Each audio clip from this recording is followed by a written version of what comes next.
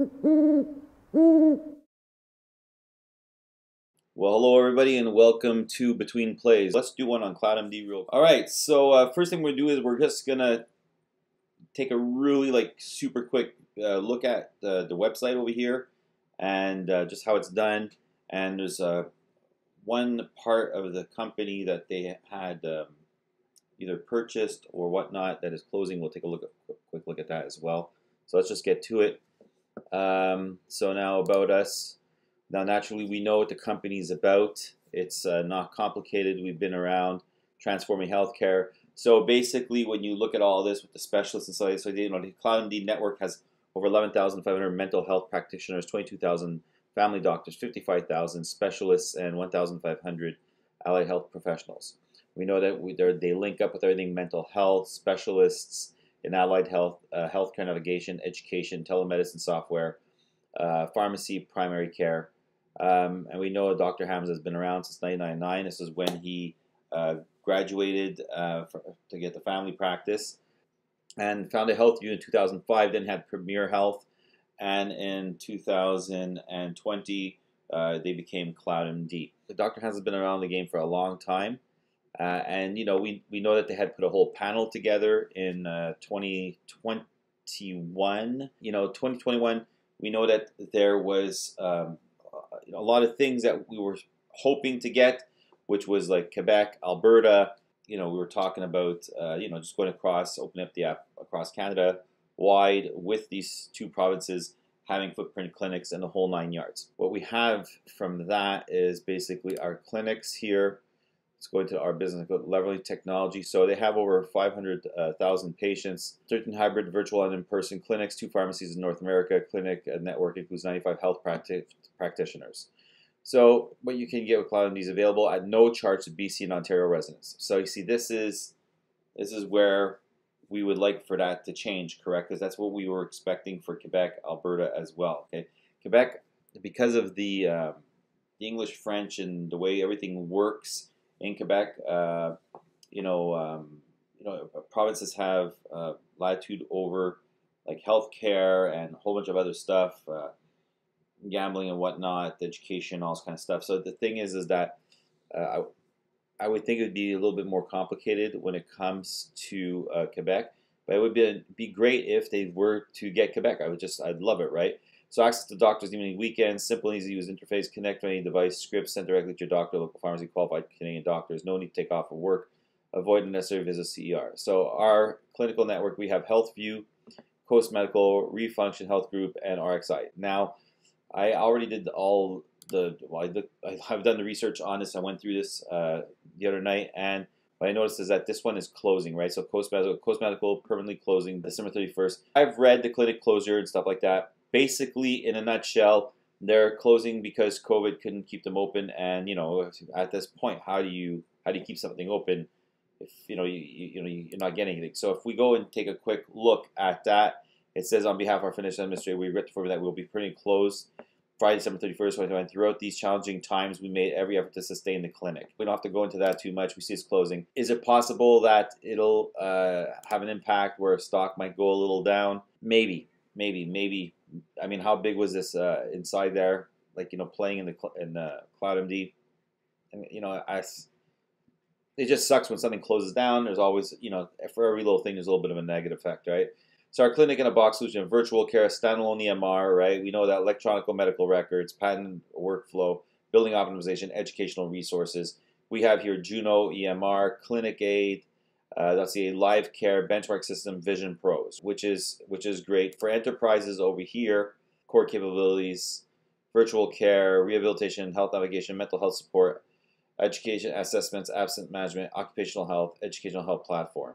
So we have Snap Clarity here, Humanicare, IMD, Refunction, of course, again, Medical Confidence, Aspiria, and Oncidian. We know that they have a big deal that they've made with Sun Life, and at the same time, they have one with Empire Life, which has been around since like 1926 or something like that, which is great. Let's go to news over here. Graduating on December 6, 2021 to DOCRF. We know that the third quarter financial was a record revenue of $39.2 million, and first quarter positive adjusted EBITDA. Sun Life partners with Cloudmd to expand mental health. Cloudmd to acquire Mind Beacon, one of North America's leading clinically validated ICBT solutions. Empire Life. If I go here with Empire Life, over here you have Empire Life enhances disability management with addition of medical confidence, which we saw was there, correct? And we have Cloudmd here. What I really thought was interesting about Empire Life is when you read it here, established in 1923, so very old, almost 100 years old, but total assets under management of 19 billion. So you know it's really big. So you got Sun Life, now you have Empire Life. You see, Cloudmd is growing. So let's go here to the stock price. Let's go here to the stock price. We see that's 113 right now, and yesterday I believe it closed at 120. I don't usually go into too much of the candles and stuff like that, but I figured that I would do that. That's mostly what we're going to be going for over here, is just to take a good look at what is going on. I don't know if you ever heard of when in doubt, zoom out. We can see here a lot of us got in 2020. Okay, so basically, what do we have over here? So you know, I could do candles. I don't know if you saw me do some on Neo and JD.com. Call it luck, call it whatever you want. I try to see trends and then utilize whatever I can on the graph and call it. Pretty much did well on the Neos and on JD and a whole bunch of other companies out there. The JD one is up, and so is the Neo one's up as well. You know, this here, we automatically know it's a spike. I got into this stock around 68 cents, I believe, and that was around this time, right around there, I guess. So if we could say like around June, 68 cents. Canaccord ends up buying up a whole bunch of shares at that point. The stock spikes, all right, and it becomes one of the most played stocks around. There's a huge following on this back in the time, because, and you gotta look, there was a lot of Dr. Hamza on Wall Street Reporter and all this kind of stuff, you know, even saying buy, this is the time, this is the time, this is the time. Naturally, if you had $100,000 and you're putting it in here and you sold anywhere up here, you would have been very happy. If you have a little bit of money and you're getting in at any one of these price points, well, it pretty much sucks. Anything that's under 113 at this moment, Cloudmd over the long term will do well. The stock was played. And because of that, a lot of the people that are coming in now are going to have some hard feelings for any company that gets in when it's played. If we go and take a look at some of the indicators here, now look at the moving average. The moving average couldn't keep up with the play. Anyways, you can see that this graph is unsustainable. And what ends up happening is along the way, we have some very significant price drops and the moving average is above. But if you can see, it's almost starting to trend out. Let's go get some Bollinger here. When we're looking at the Bollinger Bands at this point over here, you are looking at a high of 125. You're looking at a mid-range of 117 and a low of 110. When you're looking at the moving average, you got 134. So that the 134 of the moving average is above any of the Bollinger Bands that's there, above even the highest point of the Bollinger Bands.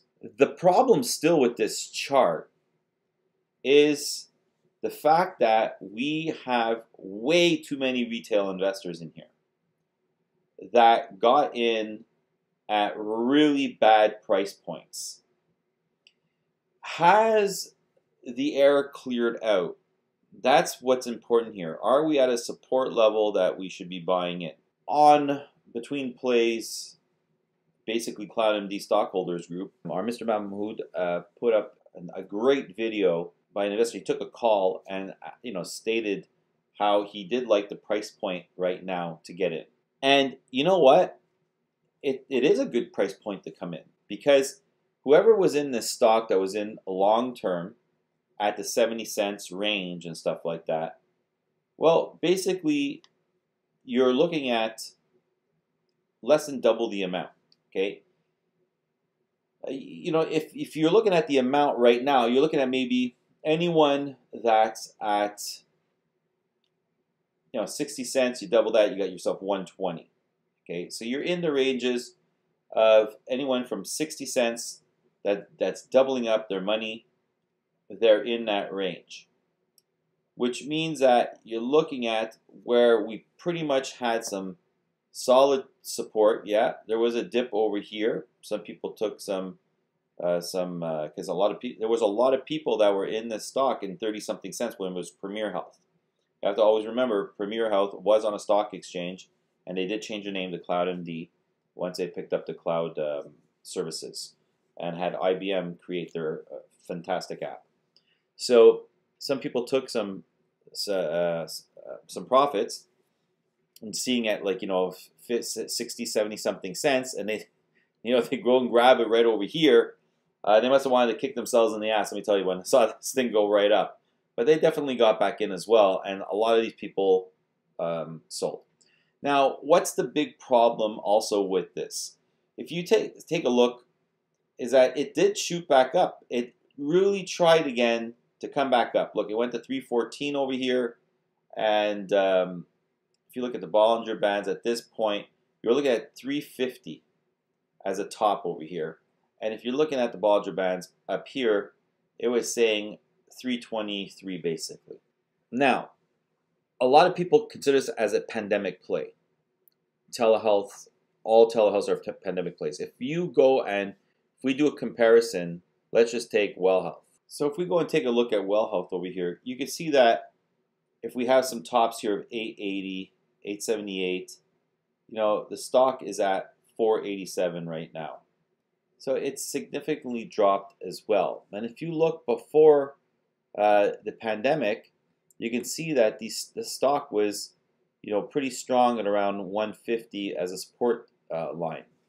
Now let's go and take one more. Let's go take the giant of them all. When you look at Teladoc, this is huge, seeing it at $90. All right. If you look at, man, there must be so many people crying in Teladoc right now. It's incredible. I mean, if you look at Teladoc hit a high of $263. That is insane. The incredible loss. And the stock is still going down after hours. It's at $89.98. It's crazy the amount of loss that you have over here. $263 down to $90 is it's crazy. It's lost so much value. That's insane. Now, what is this telling me? It's telling me that everybody's taking telehealth companies and they're making them pandemic plays. That's what they're doing. And you can see that February 1st, 2021, look at the decline from here. Vaccines come out around, let's say November, December, but, you know, they're talking about having a hard time getting them out and all this kind of stuff, you know. We still have to produce, we have to make billions of them and all this kind of, you know, all of this. And then the next thing you know, January, the rollout starts happening. People are getting vaccinated, all kinds, and you go, just look, boom, boom, boom. And then we have at one point, October 1st, 2021, and you can see this on all the stocks. There's a little bit of a spike around, you know, October, November, whatever. And why? Because of the fact that Omicron comes out, but they find out that, you know, they say it's, you know, it's mild. Pretty much, you know, they keep on comparing it to colds, basically. And supposedly, if you're fully vaccinated, you have super immunity, whatever the hell that means, super immunity. I mean, immunity is immunity, right? So, but, you know, headlines are all sensationalization. That's why I always say that you should always just don't only read the headlines of stuff. Make sure you go through every paragraph and break it down into every line. And if you don't understand a word that they're trying to use to trick, then just make sure that you go and look up the word. So let's go back to Cloudmd over here. When you look at this and you see all the significant dropping, and then you look at, so Teladoc, you can see that here, this is set 2017, so we're going to get a little closer. And this is December 2019, so it starts going up over here. You know, we could take like anywhere between 70 to $85, anywhere within that range, it can stabilize because of the fact there are other investors that came in here and stuff like that. That's pretty hardcore when you're looking at it's already at $89. When you look at Well Health is actually holding up much better than Teladoc because of the fact that you got $1.50 here.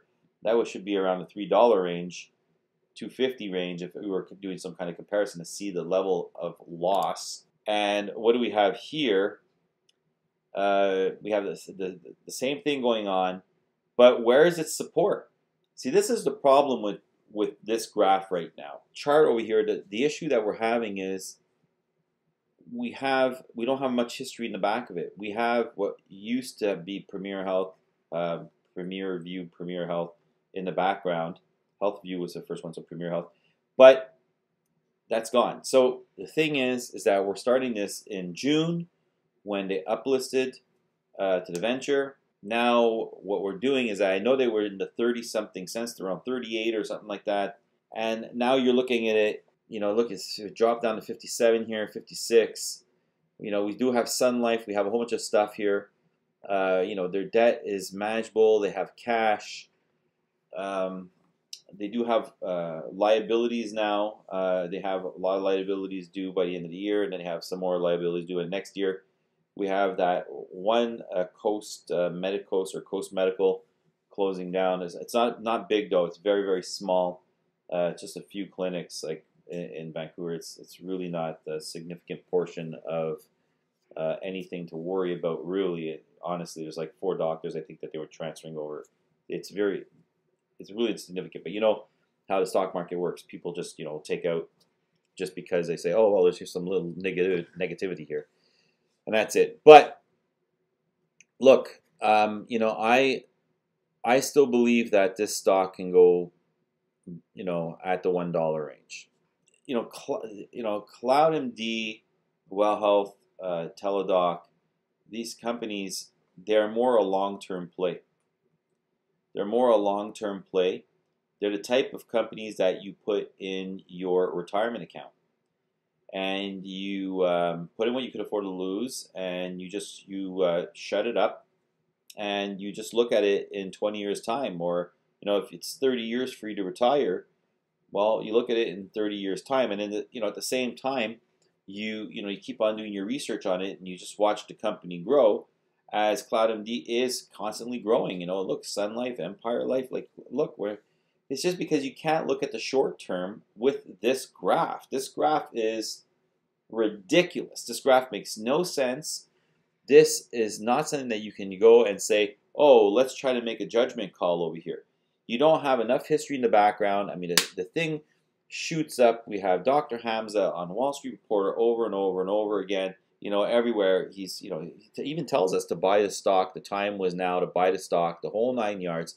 And but the guy has read about a lot of stuff, like a pandemic turning into an epidemic. I'm not saying he said anything wrong, but because we had so much of him directly at this time, and look, me and everybody, we sort of had an affinity with this person that was on the other side of the screen. We were like, oh, finally, someone's out there that is gonna pretty much help us. Along the way, to help us get, make some money to get out of debts or, pay off our mortgages or whatnot. And look, if you've taken some profit up there, if you were, where, he said it in the beginning stages, June, July, August, and all this kind of stuff, well, the stock shot up. The problem is over here, there's a lot of stuff with vaccinations that came out. People, you could see how Teladoc, Well Health are all doing the same thing. It's all going down. They're taking it as pandemic plays. They're sort of finding their supports. And that's exactly what's happening over here with Cloudmd. It's no difference. And, they will find their supports. They will. It's just a little hard to say where that support could be with Cloudmd. I'm thinking that Cloudmd has every potential to go into this range.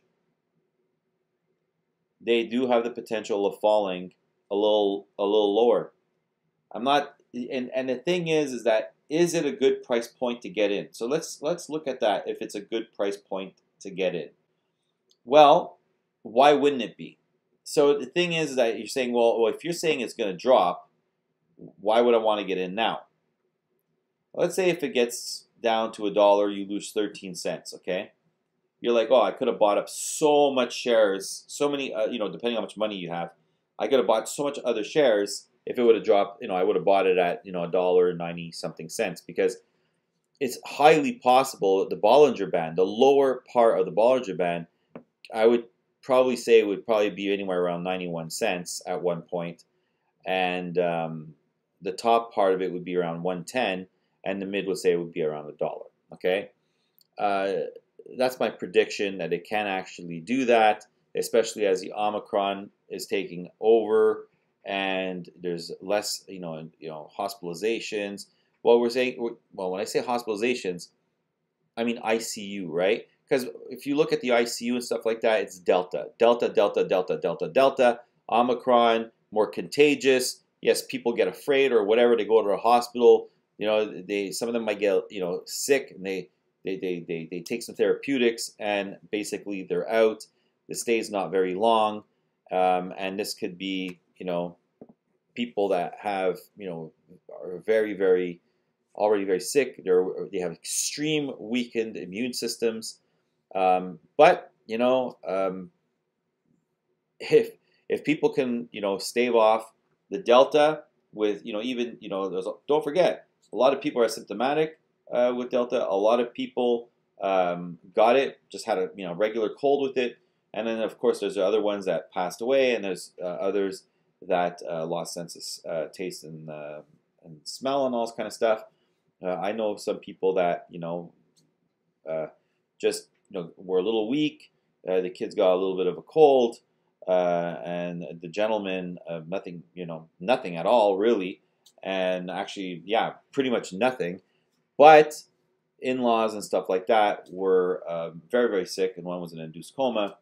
So it just depends. But that's the Delta, right? So you have some that were symptomatic, some people that didn't feel that at all, some people were extreme, some people passed away. The Omicron, for basically the general person, it's symptoms, basically of the common cold. So once that takes over as the main virus, because it is like 3 to 5 times more contagious, well, what ends up happening is that you might be, looking at an endemic of Omicron. That would be a really good outcome if Omicron continues just to be a cold, basically. Mild side effects, right?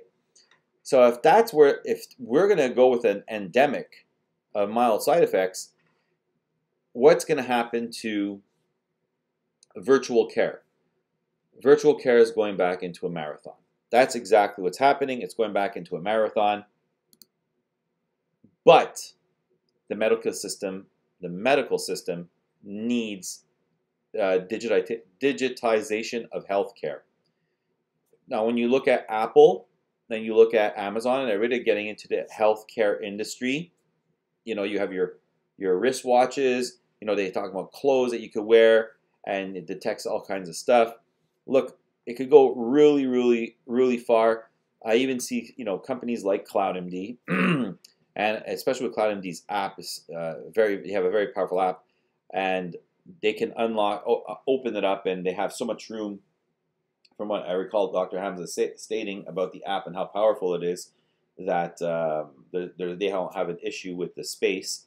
So the thing is that imagine a company like Cloudmd decides to get into like the diet health area, all right, which a lot of these companies are doing, not digital health in essence, but there's a big movement of counting your calories, counting your steps, heartbeats, how much you working out, and basically you can scan your food and all this kind of stuff. Now, when you take all of this other world that's coming up, you can check what kind of plan you want. If you're in doing a keto diet, you're doing an Atkins diet, you're doing Weight Watchers, you're doing whatever diet and all this kind of stuff. You're in bodybuilding, and so you're checking that out. You're into cross country, so now it's on top of there. This is what you should be eating. This is what you should be doing. Calorie intake, and it calculates everything for you. Then you have your heart rates and all this kind of stuff going in. It's all monitored. It's all inside that app. Why wouldn't companies that are in the health industry add that section, right? Imagine how big that would come if you start taking the dietary aspect and health aspect and the steps and the whole 9 yards, and then you integrate it into this. Now, these digital healthcare companies, what ends up happening is that they're able to monitor all these people if they're, on your phone. It should say, well, can Cloudmd access this, whatever, to monitor and all this kind of stuff for their, just for like, the algorithms and stuff like that. And, if you say yes and all this kind of stuff, and especially if you're a patient of theirs, imagine if you are a patient of theirs and you say yes and they have all this information, man, that's insane, because if you really think about it, you don't have to tell your doctor anything. Oh, I have an appointment, with Aiden, and the next thing you know, you go over there, they click it, they got a dashboard, they have all your vitals, what you're doing, they know like basically what you're eating, everything's calculated, like, hey, Aiden, how you doing? Look, man, you've been, I've been eating a lot now, but let's just say, but COVID, right? Anyways, gyms closing and stuff. But yeah, you've been doing, this, you've been doing that, you've been doing that. Okay, I can see it all over here. Okay, we have your heartbeats, we have that, we have that. You're sleeping well at night. I mean, I know people are wearing watches and they sleep, at night, and it tells them how much they slept, when they were in REM, and the whole 9 yards. Okay, the whole 9 yards. It even tells them when they should be going to bed. Okay, so imagine that. All I'm trying to say is that if you get in at this is still a good place to get in, because what if because we don't know if this was stable, where support would be. Support, if I go with Premier Health and I go back, support is under $1. If I go back previous to what Cloudmd was. If I go with everything that they're doing in Sun Life and Empire and Life and all these companies that they're involved in, City and all this stuff, and there's Mind Beacon acquisition, all this kind of stuff that's coming up. This is a great price point for the long term, because if they do go up, let's just say to 134, well, you've lost a potential of getting in at 113. Then you go like, oh, now I can only buy less shares, right? Because you have to think about how much you like the company for the long term. And then let's say it does go lower. You just buy and lower your average down. Because if it's for the long term, you buy, you lower your average down, and you buy and you lower your average down. But the thing is, within the next 5 to 10 years, digital health is a necessity, even for governments. We got to learn how to cut costs, and digital health is the future. Let's just take a look at, over the last 2 years, I've been going crazy learning the back ends, especially 2021, because of my nephew passing. I decided to go and do mostly of the building of the back ends of Betweenplays, and learning about Facebook, learning about Twitch, learning about all these different companies, whether it's, it doesn't matter where it is. Just learning all these different, and the online gaming industry is massive, right? Massive. Kids are basically almost born with cell phones, iPads in their lap. There's like children's iPads that kids learn stuff on. When you look at metaverse too, and you look at where we're going, the young generation, this is going to be the norm. This is going to be the norm. Around 2015 or 14, I wasn't looking really at TV at all anymore. 2014, like zero. I was basically doing everything streaming. I was watching just regular like YouTube. It didn't matter what it was. It was always on. It was either DVDs, Blu-rays. Well, actually, it was DVDs at one point, and Blu-rays, because it was so inexpensive that you could just buy movies over movies. And then you were streaming and streaming. And then I was just really never on regular TV. And around 2014, I was saying that to my friends, like, I'm never on TV anymore. I don't know what's going on regular media. Around 2:14, I had no idea what was going on any news channel or whatever. I just knew what was going on all these sites that I was on. That was it. It was just I was on social media world. I was already totally ingrained in there. Then when you get you buy things like Amazon Fire Sticks and whatnot, forget about it. You're really, really, really lost in this world. And we've seen what happened at 2:16, because around 2:14 I started noticing things like CBC and all these other companies getting involved into even in Facebook, right? CBC and these news medias were getting involved around 2:14, 15. Very small amount, one or two. That was about it. And basically, it was alternative news. Basically, was what was really going on those platforms, social media platforms, which is very hard to find today. You got to before it used to be mostly in your face, but now it's a little harder to find, and you're pretty much following what was regular media is now you're on your social media, because the big networks have bought their way in, and they're in. And what you're seeing on mostly on all these sites is regular media transforming and getting in. Then you have Amazon Fire Sticks and stuff like that. So what's going on here is that these kids today, they have an online event, gaming event, that they can draw fans or whatnot, and the Super Bowl's drawing in less. So think about where we're going, all right? Online gamer, I don't remember what the numbers were, but made more money winning than more winnings in one event, which was a final, than tennis players or whatnot when they're playing solo events.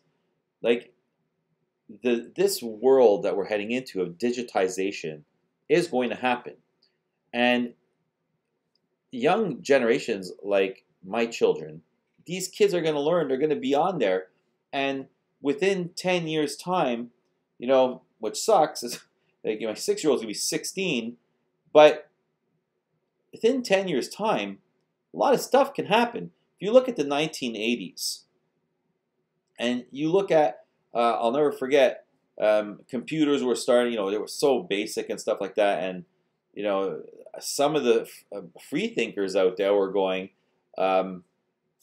these computers, we're going to watch it because, they're going to take over people's jobs and stuff like that. And everybody's like, no, in the late 80s and stuff, late 80s. No, it's never going to happen, whatever. What happened in mid-1990s, in 94, 95?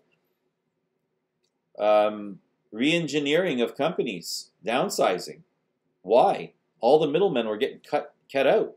Anything that a computer could do, the middlemen were getting cut out. You had huge buildings where people were doing accounting stuff, whatever.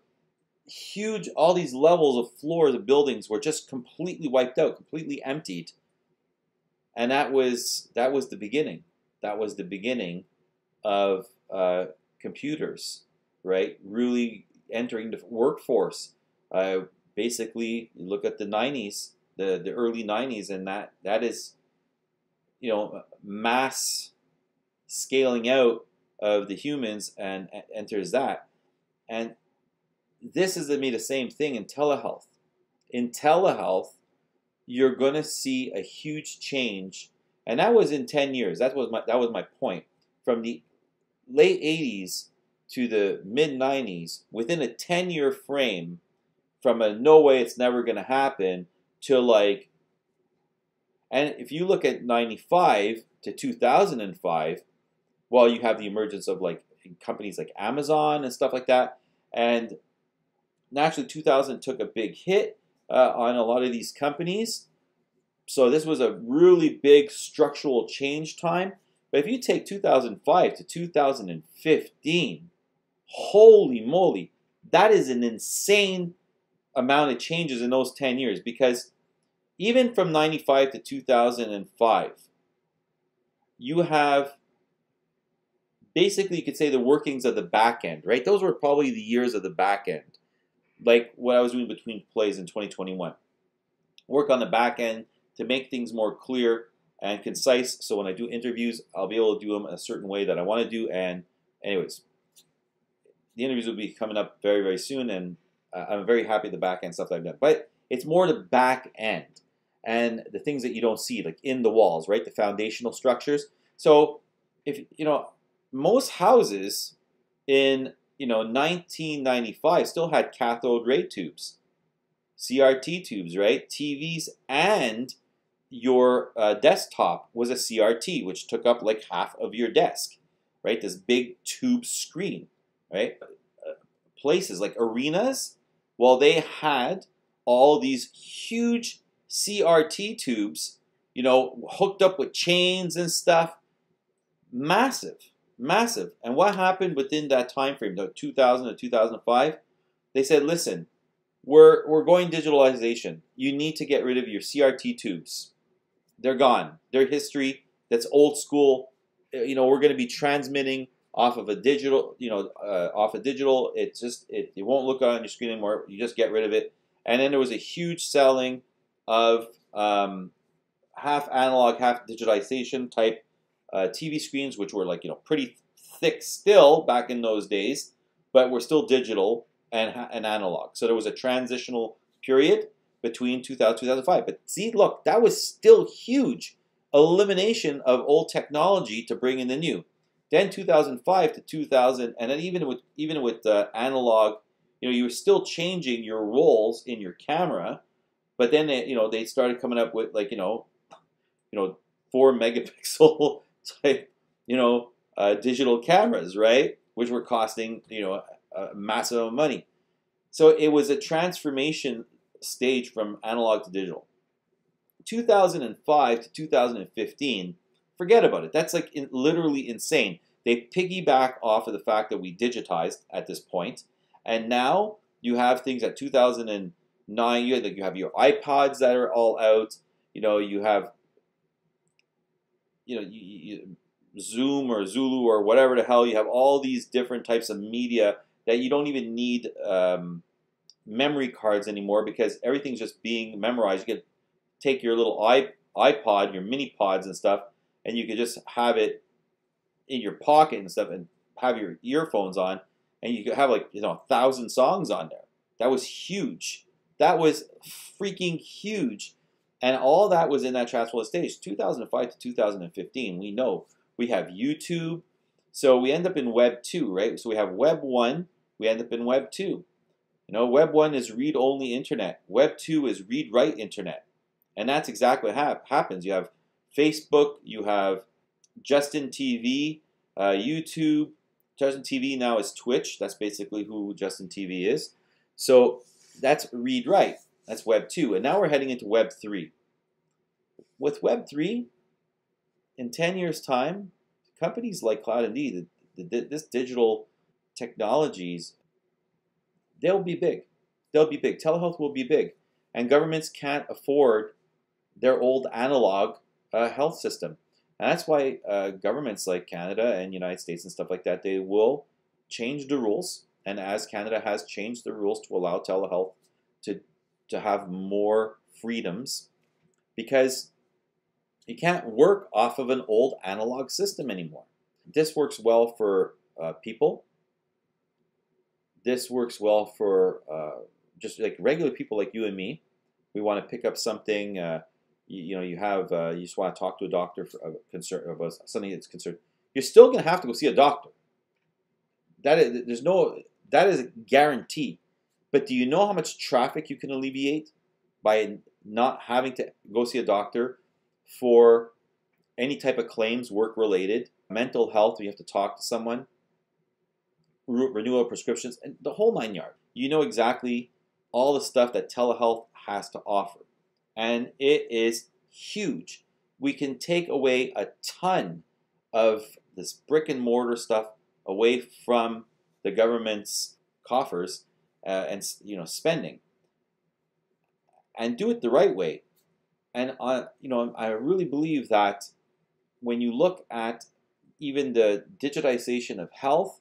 I mean, I have a health app on here that I was using a long time ago, and I just restarted using it again because 2021 was too hard for me to do anything because of my nephew's passing. But now I'm starting to use my health app again, and I'm enjoying it.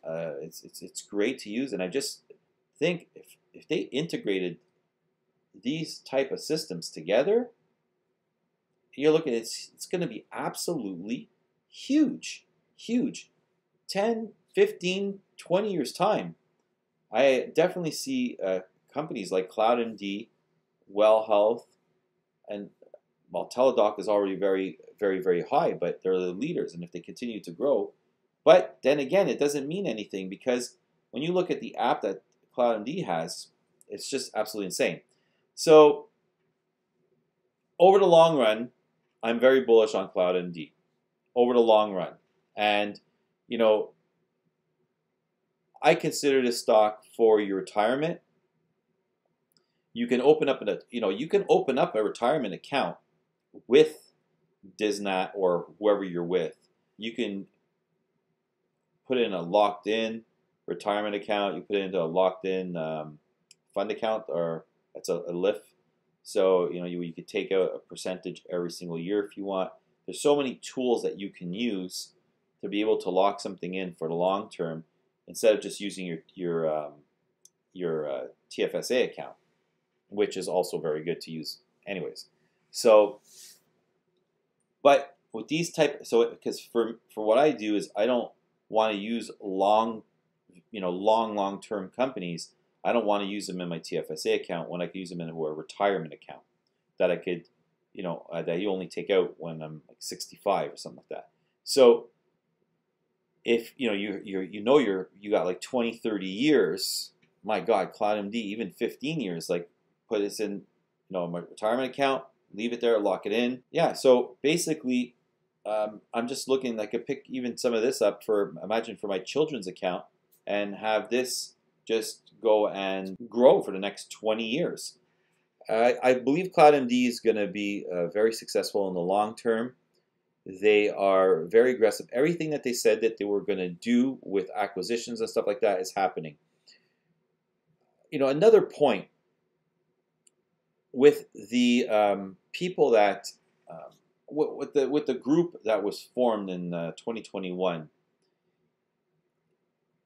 Maybe the direction of the company at the beginning, right when we were all in it in the beginning, there was a lot of hype, but with the group that was formed, the strategic group that Cloudmd has now for growth, international growth, and all, they're looking to do things in a very smart way.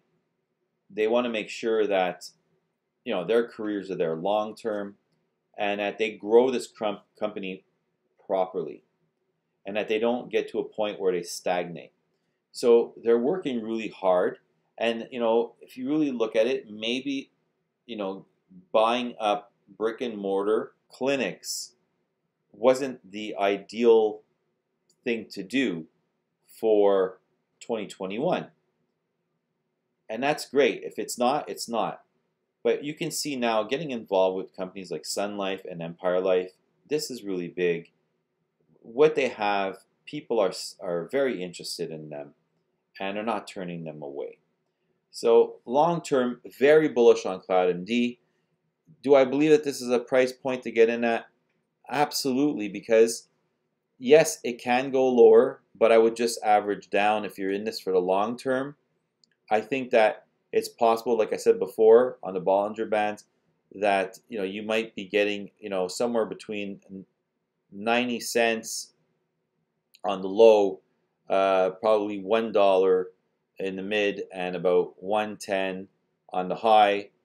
I think this would probably be pretty much a very solid support as Omicron and hopefully this pandemic becomes more to an end.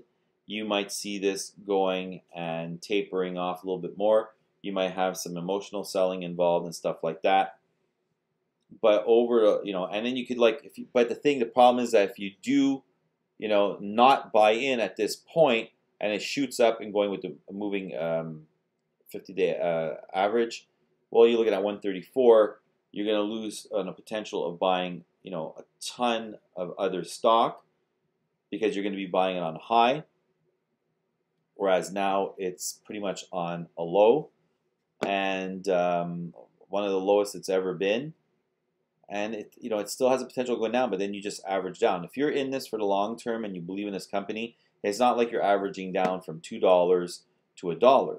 You're averaging down basically, maybe 13 cent to, I'm thinking, this is my opinion, maybe to a 13 cent to 23 cent difference if it was to hit a low of 90 cents and then come back up. That is it. But if it goes up to 34 cents and you're starting to buy because, Mind Beacon and all this kind of stuff, and it starts to shoot up, well, that won't be too good, right? So this is a great entry point for anyone that believes in a company long term.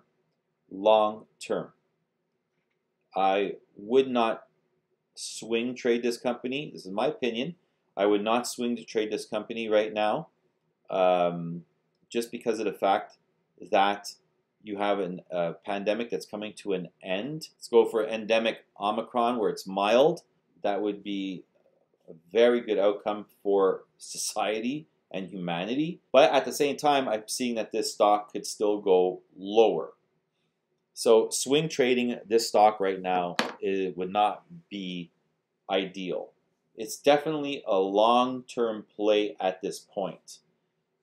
It is a very good entry position. You might lose an extra 13 cents to where it goes to $1 as the mid on the Bollinger, which I believe has potential to still go there because we still do have about 98% retail investors. If you're in it long term, it doesn't really matter because these prices, even $2 in the long term, is just going to be like entry points for other people going, wow, I wish I would have got in at $2, when you're looking at like maybe 10 to 15 years from now. So I am very bullish Cloudmd. Long term seemed to be like people took it and other telehealth companies as pandemic plays. But telehealth companies are not pandemic plays.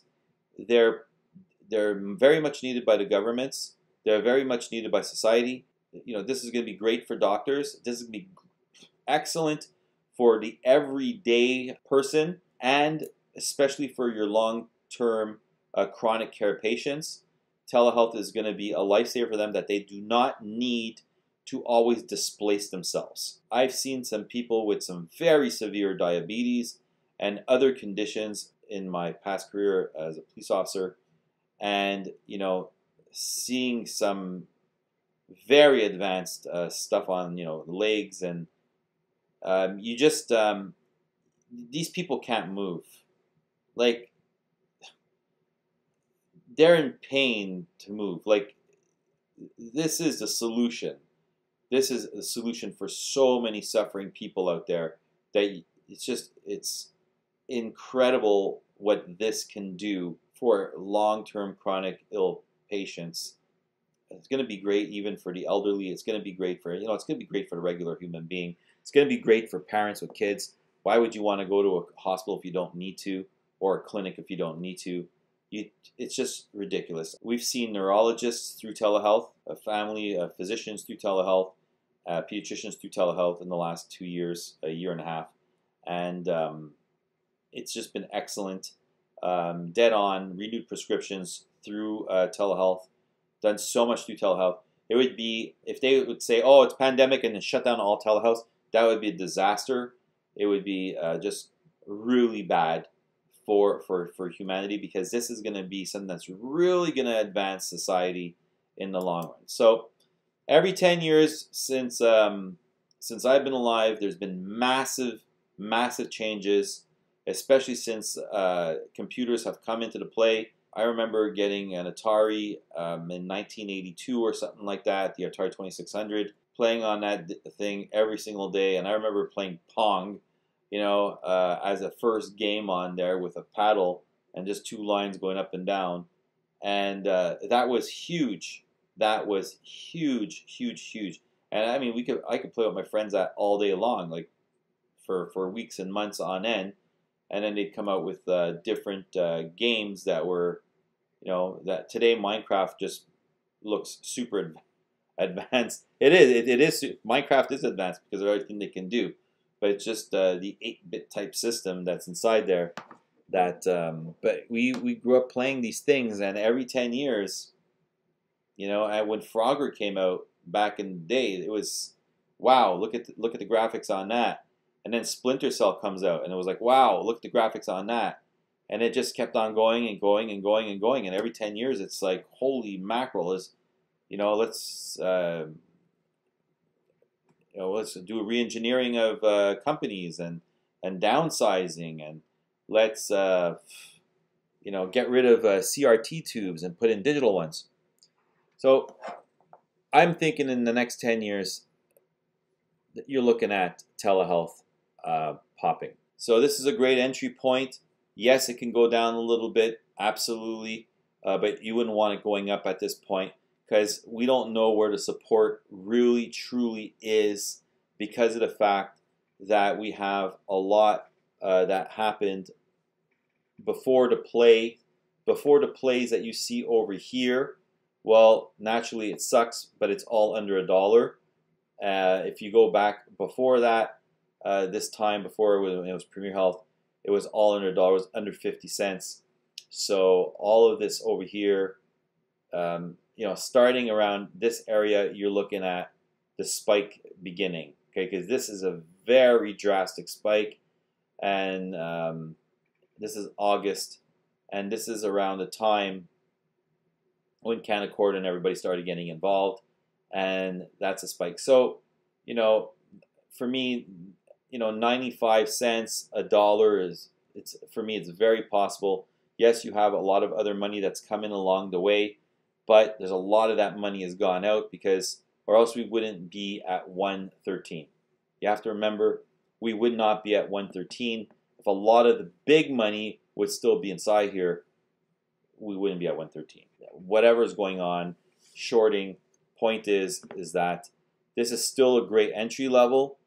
It can go a little bit lower, but if you're in for the long term, all you're doing is you're going to be buying up more shares, and at one support level over here, you're going to start to see it go back up. Look at Dr. Hamza buying up tons of shares, Mark Kohler buying up tons of shares as well. This is a great entry point, and like I said, if it goes down, you can lower your average, and over the next 10 years, we should see some really great things with Cloudmd. So everybody, research, prepare, plan, execute, and stay strong to the next one. Everyone out there, just taking 2 seconds of your time and asking you to hit the subscribe and the like button. I'd like to also direct you to betweenplays.com, www.betweenplays.com, where we put up many different articles. We have 3 different writers at the moment, and we're trying to up the authors. And go to our Twitter account for like really quick information at Betweenplays1, and we'll be able to get people to pre-market information and whatever comes along that is important to macroeconomics, microeconomics. As we say here, our motto: research, prepare, plan, execute. Always do your due diligence, and stay strong, everybody. Stay strong.